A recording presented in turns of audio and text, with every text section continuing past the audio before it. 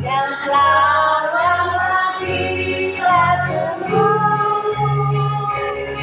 Setelah kita masuk ke rumah muda, nyanyikan lagu kemenangan. Setia selamanya, kekal jaya mengasihi. Dengan kasih yang kekal dan terindah, Dia akan menebus kita. Setia selamanya, kekal jaya mengasihi. Dengan kasih yang kekal dan terindah, Dia akan menebus kita.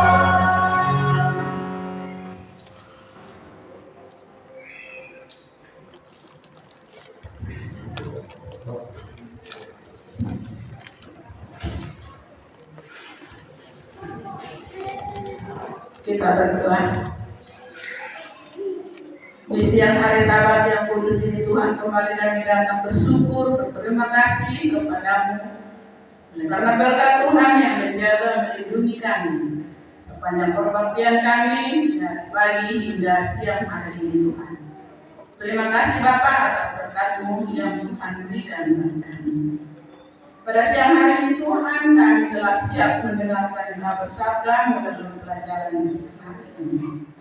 Biarlah urapan Tuhan menjadi bahagian kami, sehingga Tuhan, bila mana kami kembali nanti ke rumah kami masing-masing, kami akan membawa berkat sukacita dan damai sejahtera di dalam hidup kami sepanjang hari. Terima kasih Bapa di surga, biarlah dengan ampunan-Mu menjadi bahagian kami masing-masing. Di dalam nama Tuhan Yesus kami berdoa dan mengucap syukur. Amin. Amin. Baik, selamat Sabat buat kita semua. Selamat Sabat. Selamat Hari Ibu buat kita juga semuanya. Selamat Hari Ibu. Semoga hari Sabat yang berbahagia ini juga kita dapat berbahagia karena Tuhan yang selalu menuntun, menjaga, memeliharakan hidup kita. Amin. Kita senang karena hari ini kita memperingati hari ulang tahun Hari Ibu.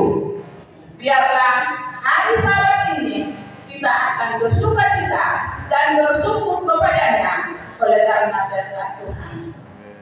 Baik, terima kasih buat ibu-ibu yang telah membawa lagu spesial pada hari Sabat ini. Biarlah atas lagu ini kita akan turut untuk melayani Tuhan dimanapun dan kapanpun, walaupun cuaca tidak baik. Marilah kita selalu mengingat Tuhan untuk melayani Dia di setiap tempat yang kita tempati. Baik, kalau saya melihat di jam tangan saya sudah 1:30. Tapi saya mohon ya kepada kita semua, jangan dulu bosan, karena pada hari ini adalah hari istimewa buat kita semua. Amin. Amin. Oke, oleh sebab itu saya akan menyampaikan sedikit dari firman Tuhan dan juga sama Bapak Pendeta. Judul pelajaran yang akan kita dengarkan pada saat ini, kedatangan di keluarga, ya. Kedatangan kedua kali. Baik. Setelah kedatangannya kedua kali, setelah kedatangan Yesus yang kedua kali, kita akan bersukacita, memuji dan adalah bertemu di surga atau di langit, tanah yang telah disediakan bagi kita umat percaya di tanah yang baru nantilah. Baik.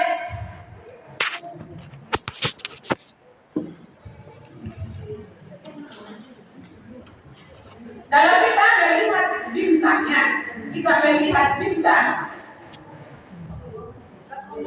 Jadi judul besar pekan 2 kita satu minggu ini adalah melihat bintang. Aku akan pergi dan memberitakan kedatangan Kristus kedua kali. Pelajaran hari Sabat baru, judulnya adalah pengharapan sepanjang zaman. Oh, kita harus selalu berharap kepada Tuhan. Pelajaran hari Minggu bukan tangan, tetapi tangan. Jadi kita punya tangan digunakan Tuhan, tapi itu bukan itu penentunya. Tapi tangan Tuhan yang menentukan keberhasilan. Ketiga, pelajaran saya misi ya. Jadi kita harus pergi untuk bermisi. Hari Selasa penantian yang lama, ya, sampaikan Bapak Junta. Pekerjaan yang paling membosankan itu adalah menunggu. Inilah penantian yang lama itu, menunggu kedatangan Yesus yang kita pelajari. Baru menempati yang sampaikan Pak Mayor. Bagaimana kita akan menempati tempat yang sudah disediakan oleh Tuhan. Di pelajaran dari Kamis, melindungi apa yang terpenting oleh Pak Fabian. Ada hal yang penting bagi hidup kita, tapi apa yang terpenting? Jadi kita serahkan kepada Tuhan supaya Tuhan melindungi. Dan tadi malam kita telah mendengarkan pelajaran dari Kota Galung, kejujuran adalah kebijakan terbaik, ya. Jadi perlu kejujuran, itu yang diminta Tuhan dari kita sampai kepada kedatangannya yang kedua kali. Hari ini yang menjadi pelajaran kita, apa maksudnya setelah kedatangan kedua muka dengan muka?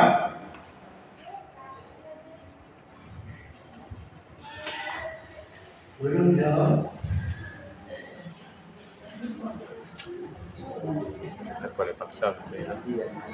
Jadi kalau gitu nantilah di bagian akhir Ibu Pendeta bolehlah duduk supaya kita nanti berdiri, ya. Seperti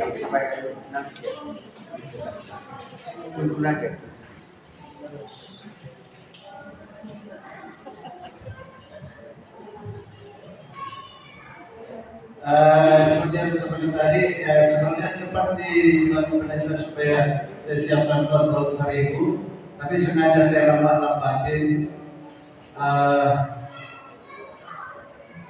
Maksudnya terlalu segi ya, Bapak itu sempat maksud saya, tapi dia akan semangat sekali saya lihat. Tapi dia nanti di bagian untuk Ibu dia sampaikan. Kita akhiri pekan 2 kita. Kita melihat gambar Allah terpantul seperti dalam cermin, dalam karya-karya alam dan dalam hubungannya dengan manusia. Dan sekarang kita mengakui bahwa kita mengenal Allah, benar? Tapi kalau ditanya orang, seperti apakah rupa Allah itu? Boleh dikasih tahu? Kita tidak bisa, karena masih sama-sama. Kita hanya boleh melihat bahwa Allah itu adalah dahsyat.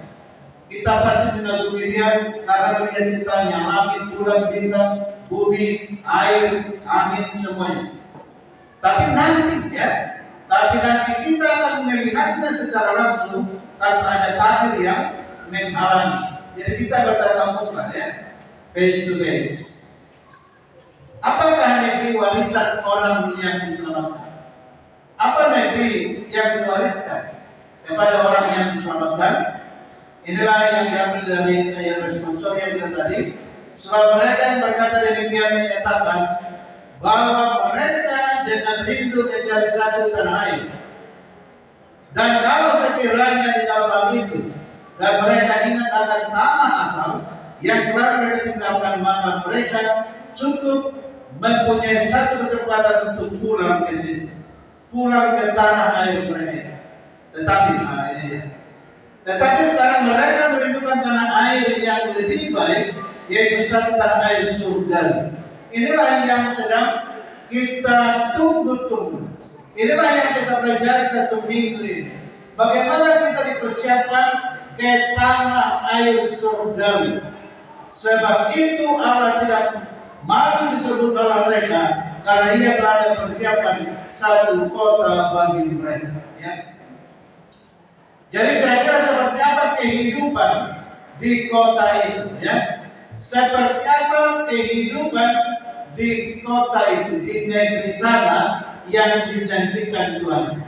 Dikatakan di sana gembala surgawi menuntun kawanan dombanya ke mata air kehidupan. Pohon kehidupan menghasilkan buahnya setiap bulan, dan daun-daun pohon itu digunakan untuk melayani bangsa-bangsa. Di sana terdapat aliran-aliran air yang selalu mengalir jernih bagaikan kristal, dan di sampingnya pohon-pohon melambai-lambai memberikan bayangannya di atas jalan yang telah dipersiapkan bagi umat tebusan. Ini di kota kudus itu, ya.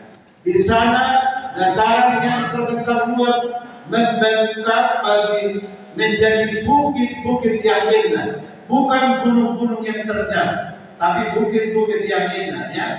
Di gunung-gunung Tuhan menjulang tinggi, di dataran yang damai itu, di samping sungai-sungai yang hidup, umat Allah, para musafir dan pengembara yang telah lama mengembara akan menemukan rumah.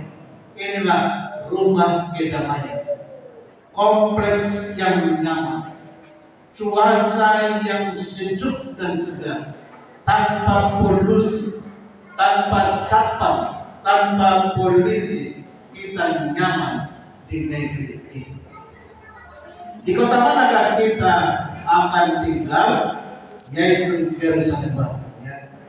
Dari kota Yerusalem Baru yang disebut kota metropolis di bumi yang baru yang dimuliakan, mahkota kemuliaan di tangan Tuhan dan mahkota kerajaan di tangan Allah. Cahayanya bagaikan batu permata yang paling mulia, bahkan bagaikan batu jasmis, jernih bagaikan kristal.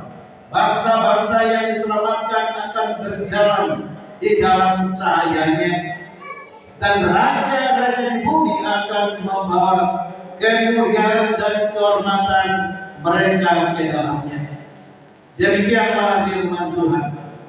Aku akan bersukacita karena Yerusalem. Semoga kita ikut menyatakan ini. Aku akan bersukacita oleh karena Yerusalem.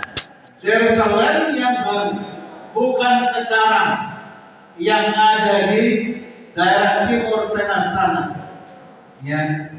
Dan bersorak-sorai karena waktu memang Allah ada di tengah-tengah manusia, dan Dia akan diam bersama-sama dengan mereka. Di tengah-tengah kita akan ada Allah yang akan memberikan ketenangan, kedamaian bagi kita. Mereka akan menjadi umatnya, dan Allah sendiri menyertai mereka. Apa yang kita pelajari sebagai Immanuel akan terlaksana di sana.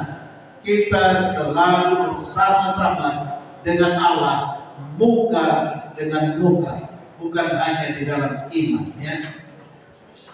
Jadi seperti apa jadinya nanti? Kira-kira bisa nggak kita bayangkan seperti apa nanti setelah Yesus datang kedua kali? Lalu seperti apa kita? Boleh dibayangkan? Di kota Allah tidak akan ada malam, Tidak seorang pun akan membutuhkan atau menginginkan istirahat.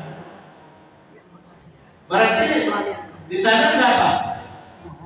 Dan capek, dan butuh istirahat. Karena tubuh kita ini tubuh yang panas, kita butuh istirahat. Di sana tidak ada butuh istirahat. Tapi semua berkalinya, ya.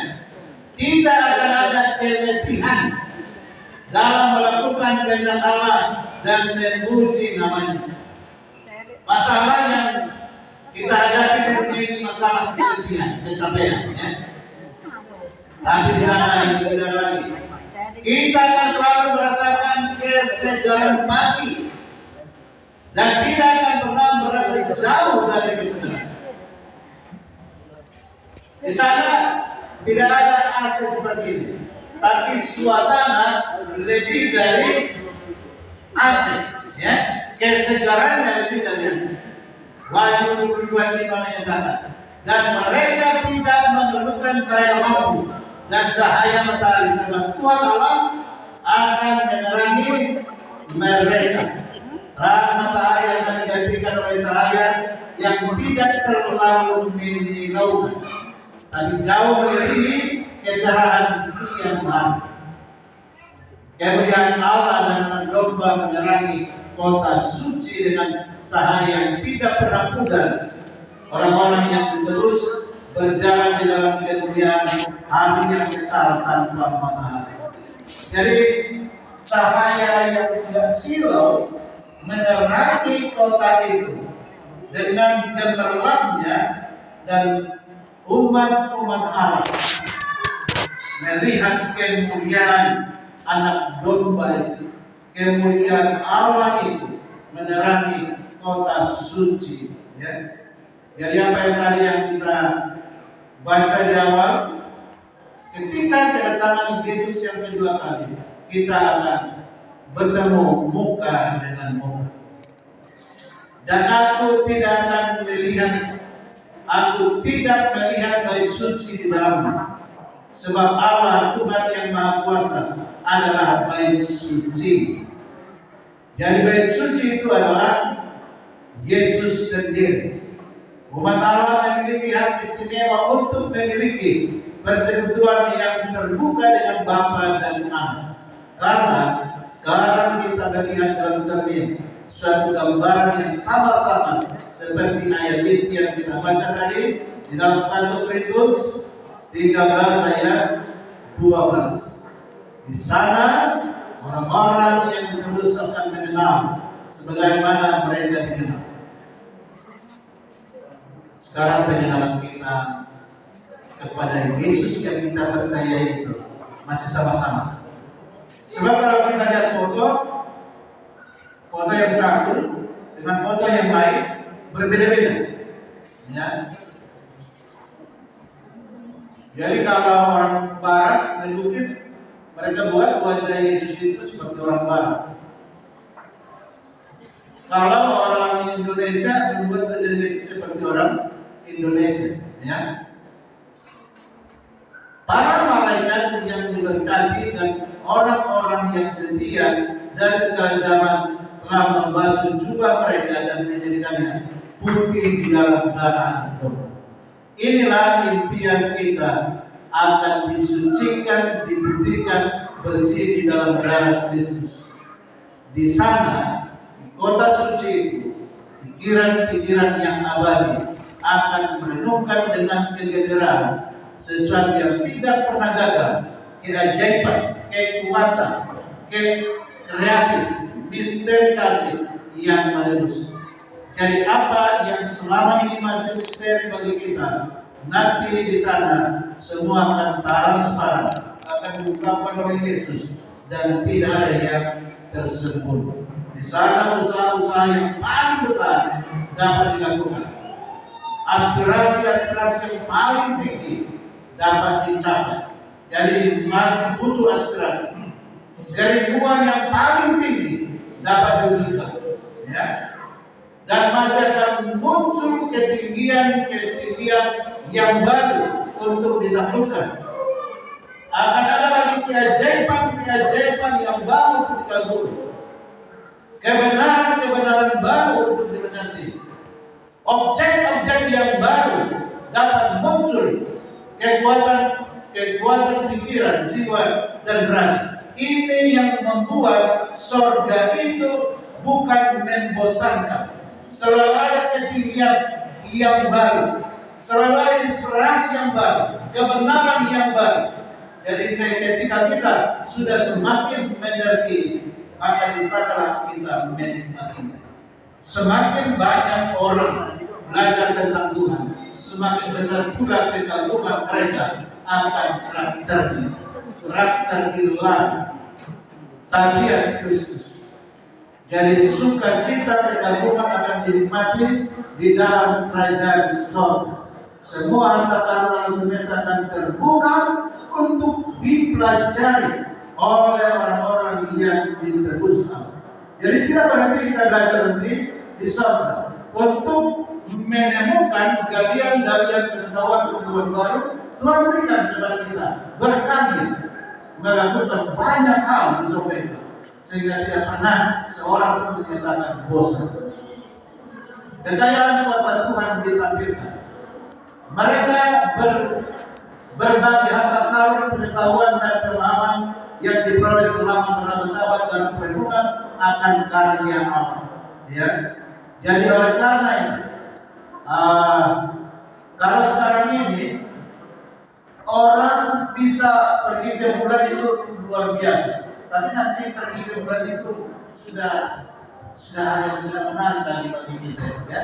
Karena kita bisa berpergian ke kemana-mana, ke planet-planet lainnya, dan tahun-tahun kekekalan sering dengan bergulirnya waktu akan membawa peningkapan yang lebih kaya dan lebih mulia tentang Allah dan Kristus. Semoga pemahaman ini makin menguatkan kita untuk bertemu dengan Yesus, dan setelah Dia datang kita akan dibawa kemana dan apa yang kita lakukan.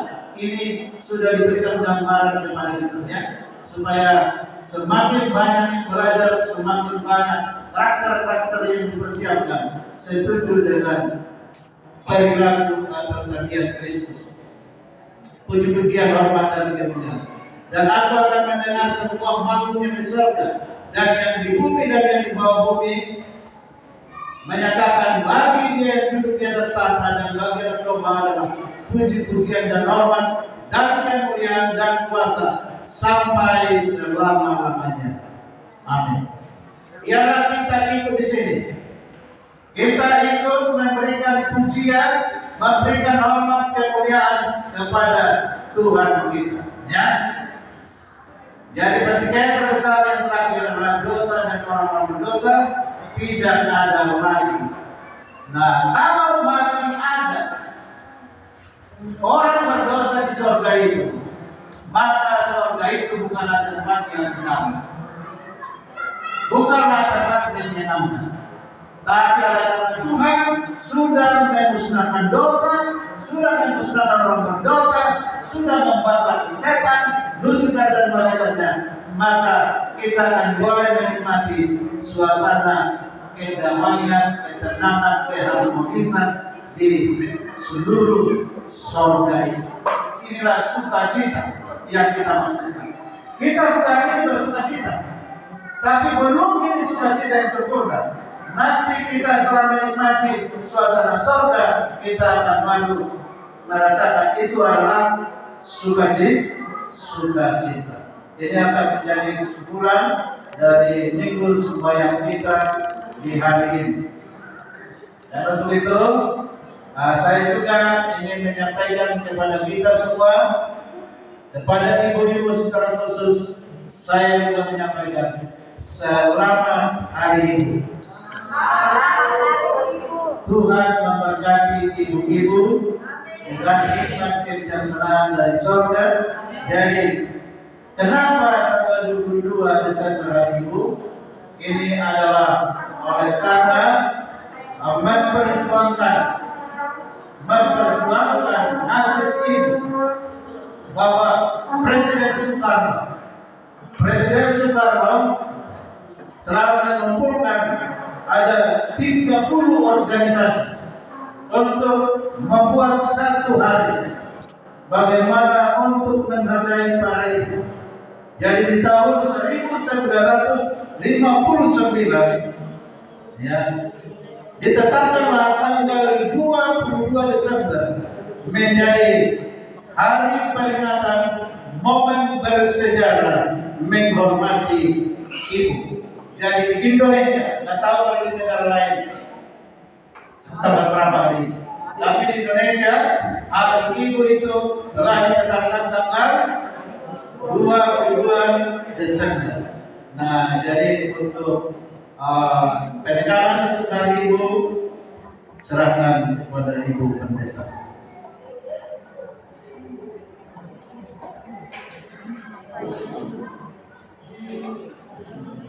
Jadi karena hari ini penutupan minggu sembahyang dan juga hari ibu, jadi ada 2 khotbah hari ini ya. Baik, terima kasih.